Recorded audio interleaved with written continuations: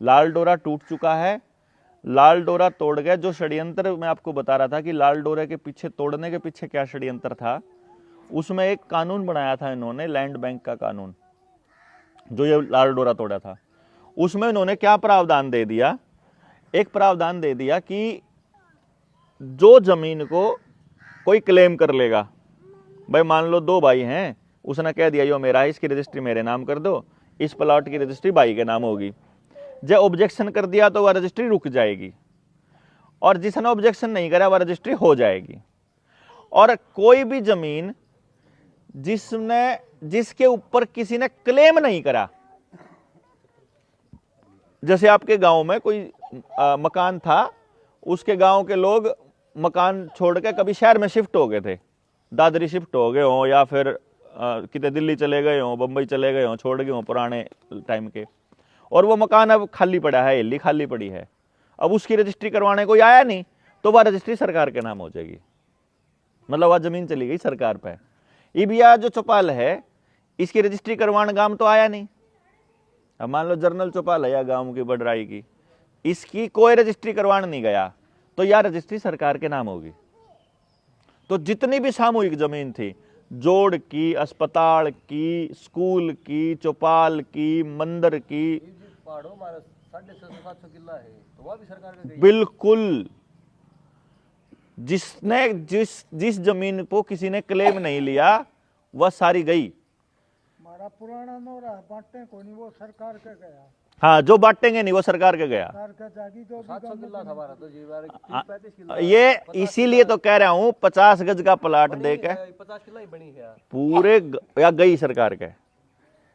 अभी तो आपको पता ही नहीं ना, इसीलिए आप आराम से सोए हुए हैं।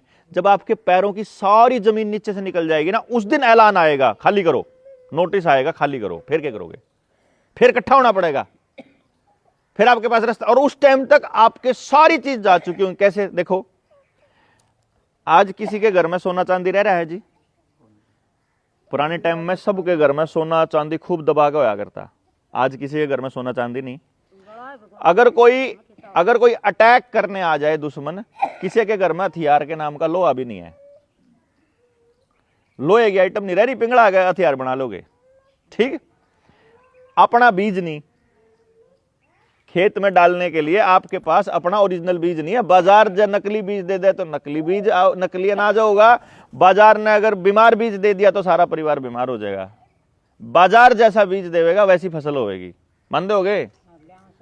ठीक, बाजार का बीज है, डांगरा का भी बीज बाजार का है, और अब तो IVF खुल गए, मानस का भी बीज बाजार से आने लग गया, ठीक। तो बीज आपका बचा नहीं। जमीन सबकी KCC के नाम पे बैंकों में जमा है कि नहीं? सारे गांव की जो सामूहिक जमीन है वह तो सरकार लेगी, और जो व्यक्तिगत जमीन है वह गिरवी पड़ी है। लोहा नहीं, सोना नहीं, चांदी, कोई धातु नहीं।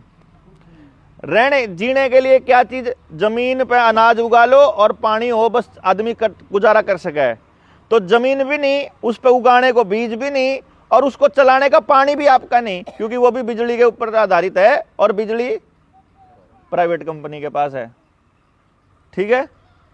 आप बता दो, आपके पास अगर आज ऊपर से वो कोई सप्लाई काट दे, सप्लाई चेन काट दे, तो आप कैसे जिंदा रहोगे? आपके पास कोई रास्ता है? एक रास्ता भी नहीं है।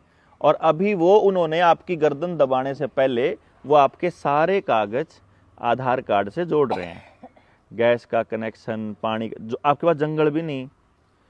अगर भाई जंगल में डांगर चरावे और गोबर दे दें, गोस्से तो लाकड़ी बना लाई, तो गैस नहीं कर रहा। उज्ज्वला योजना में सबको गैस दे दी, ठीक। अब गैस का कनेक्शन आधार के साथ, पानी का कनेक्शन आधार के साथ, बैंक का खाता आधार के साथ, आपका ITR आधार के साथ, आपके जमीन के कागज, घर के कागज, छोरे का जन्म प्रमाण पत्र, अपना प्रमाण पत्र, जितने और डॉक्यूमेंट सारे आधार के साथ जोड़ दिए।